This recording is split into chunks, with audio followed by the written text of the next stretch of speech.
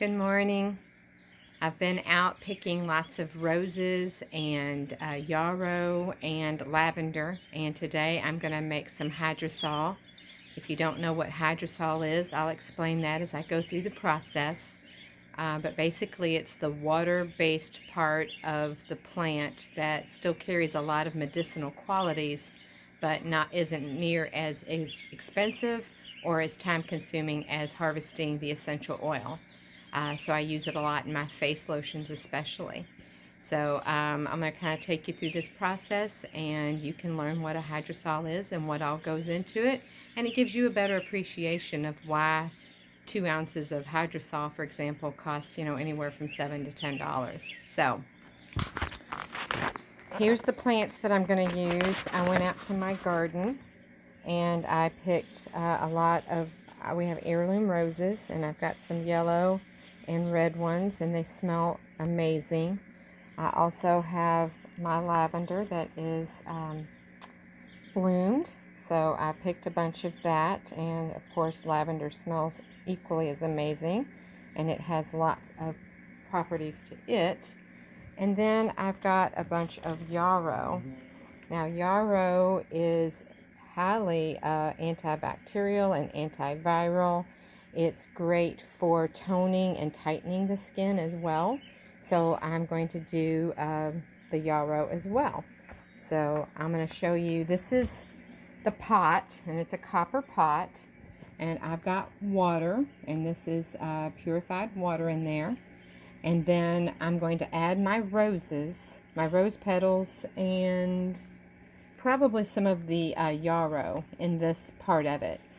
And then I have the column, and in this column I will add my lavender because it's a hard stick-like substance. It won't mush down and melt kind of in there, and it's more hardy, so I'll put that in there. And then the steam, as I put it all together, the steam will rise through, and I'm testing out my pump right now. The water will circulate through this coil, and then the hydrosol will drip out into my jar. So let me get this together, and we'll oh, and then here's my thing of ice with my pump in it that pumps the cold ice water around the coil. So let me get some more of this going, and I'll show you in a bit, in just a second. So here's the rose petals all inside there in the water, and they will, as they kind of cook down, they'll kind of go to the bottom.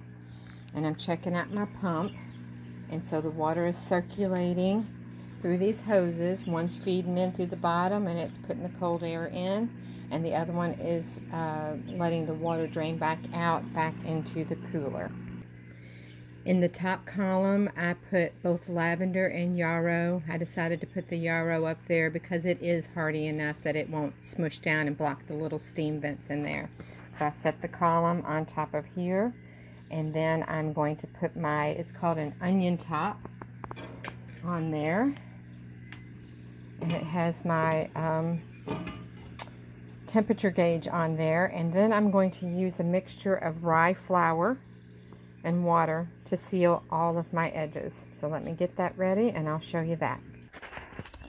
Okay, so I made this mixture of rye flour and water, and you have to seal up these little creases because otherwise your steam, as it rises up, it'll come through these holes, and you'll lose some of your hydrosol, and you work too hard for it, so you don't want to lose any of it. And so the rye flour works well as a natural sealer, as well as it's not too hard to clean off. Whenever it gets dry, it kind of just breaks right off.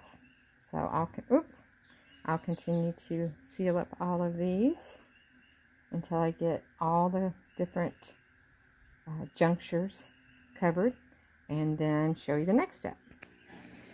Okay, so here everything is going. I've got the fire on. Everything is sealed. Right now the temperature is about 100 degrees. It has to get up to about I think 200 Celsius.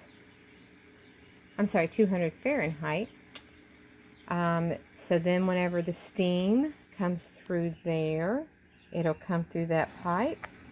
It'll go through the coil, and then I'm going to put a jar at the end of this where the steam will be turned back into liquid, and it'll drip into my jar. And to be able to get everything at the right height, because it's a balancing game, I've got a couple of casserole dishes to get everything at the right level, because it has to be to where the pump pumps the water out and up into the bottom of that, and then the top part drains the water back, see, back through there, so it keeps just recirculating. So I'm going to close this lid, and then I'll put a towel or a blanket over this to try to keep that as cold as possible. So as soon as it starts dripping, I'll be back. So it's been about 15 minutes, maybe not quite that long, maybe only about 10 really, and we're up to about 125 degrees, so still got a ways to go. Okay, the temperature quickly came up to the desired 200, maybe 210, and it is going through, and you can see that we have it dripping into our jar. I put some cellophane on top of it to keep any bugs from flying in there, and it'll continue to fill up this jar. It'll take probably about 30 to 40 minutes to fill up this jar, and then I'll get another jar and proceed from there. But that's the gist of making the Hydrosol. And once I get done with this, because I've got the process set up, I'll let it cool down, and I'm going to do another one with chamomile and some plantain, and I might go and pick some honeysuckle and do that. So that's how you make Hydrosol. So people come to my house and they see this and they're like, "Do you make vodka?" I'm like, "Nope, this is a distiller for my plants." I hope this tutorial was helpful to you so you can see how the process goes. Have a great day. Bye.